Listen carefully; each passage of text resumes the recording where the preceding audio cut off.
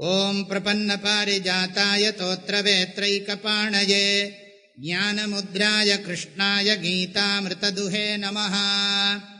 விஷயா விநிவர்த்தந்தே நிராஹாரஸ்ய தேஹினः ரசவர்ஜம் ரசோப்யஸ்ய பரம் திருஷ்ட்வா நிவர்த்ததே. பகவான் ஸ்ரீகிருஷ்ணர் அர்ஜுனனுடைய பிரார்த்தனைக்கு இணங்கி ஸ்தித பிரஜ்ஞ லட்சணத்தை உபதேசம் செய்ய தொடங்கி இருக்கிறார். முதல் 3 ஸ்லோகத்தில் ஸ்தித பிரஜ்ஞனுடைய லட்சணத்தை உபதேசம் பண்ணினார். 55, 56, 57, 58 68 வரைக்கும் பகவான் ஸ்தித பிரஜ்ஞனாகிறதுக்கு உபாயம் சொல்றார். நாம குரு கிட்ட இருந்து சாஸ்திரத்தின் மூலமா படிச்ச ஆத்ம ஞானம் நம்முடைய மனசுல ஆழமா பதியணும்னா அதுக்கு என்ன பண்ணணுங்கிறத உபாயமா சொல்றார். முதல் உபாயம் புலனடக்கம், தமஹா. இந்த புலனடக்கம் தான் முக்கியம்னு சொல்றார். புலனடக்கம் இல்லைன்னு சொன்னா ஞானம் ஓட்டக்குடத்தில் விட்ட தண்ணீர் மாதிரி போயிடும். அது மாதிரி ஞானம் பலமா மனசுக்குள்ள பதியணும்னு சொன்னா இந்திரிய நிகிரகம் முக்கியம்.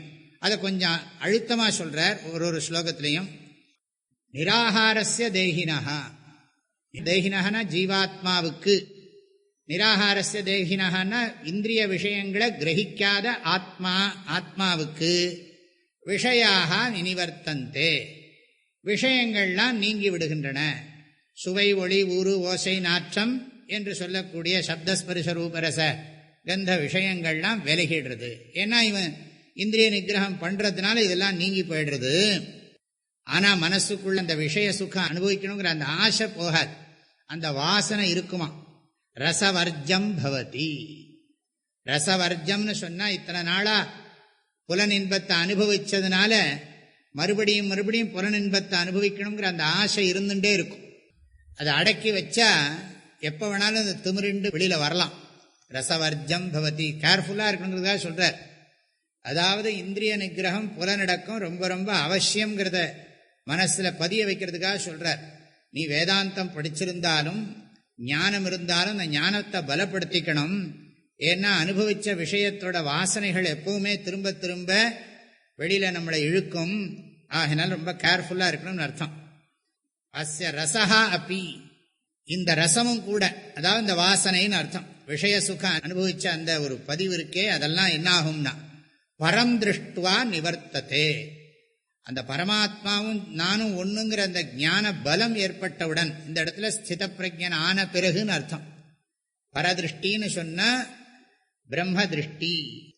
பிரம்ம திருஷ்டி திருடமான பிறகு, திருஷ்டிம் ஞானமயீம் கிருத்வா பஷ்யேத் பிரம்மமயம் ஜகத்து அப்படின்னு சொன்ன மாதிரி அகம் பிரம்மாஸ்மிங்கிற ஞானம், பூர்ணோஸ்மிங்கிற ஞானம் பலப்பட்டு விட்டால் அஸ்ய ரசஹா அப்படி நிவர்த்ததே. இவனுடைய இந்த மனசுல இருக்கிற விஷய சுக வாசனைகளும் நீங்கிவிடும். நிவர்த்தத்தைன்னா நன்றாக விலகி போயிடும் அர்த்தம். ஆகவே இந்திரிய நிகிரகம் ரொம்ப முக்கியம். புலனடக்கம் மிக மிக அவசியம். உரனென்னும் தோட்டியான் ஓரைந்தும் காப்பான்னு வள்ளுவர் சொன்ன மாதிரி ரொம்ப ரொம்ப முக்கியம் என்பதை நன்கு வற்புறுத்துவதற்காக பகவான் இப்படி உபதேசம் பண்றார். ஆக ஸ்தித பிரஜ்ஞன் ஆகணும்னா வேதாந்த சாதகன் இந்திரிய நிகிரகத்தை விடாம அபியாசம் பண்ணணும் என்பது கருத்து. தொடர்ந்து நாளைக்கு அடுத்த ஸ்லோகத்தை பார்ப்போம். விஷயா விநிவர்த்தந்தே நிராஹாரஸ்ய தேஹினஹ ரசவர்ஜம் ரசோப்யஸ்ய பரம் திருஷ்ட்வா நிவர்த்ததே. அனைவருக்கும் மனமார்ந்த நல்வாழ்த்துக்கள். ஹரி ஓம். ஓம்